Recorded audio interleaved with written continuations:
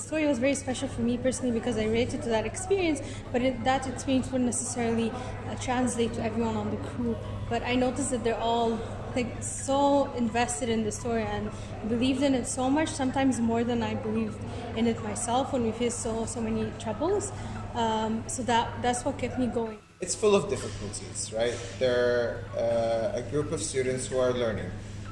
They are making a lot of mistakes. They're learning about what it is for a mistake to be even a mistake. Do they call it a mistake?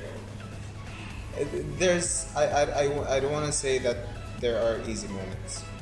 I think the most important thing you do is you step out of your comfort zone. You do things you didn't think you had to do. So as a producer, like having to have confrontations with people or sitting people down, like just a lot of stuff that you aren't really used to doing, that you have to step up and do, because when you're a freshman and you're in a crew, there's always someone else who's there to take care of it. But when you're making your own film, you're the person that everyone's looking up to make sure stuff happens.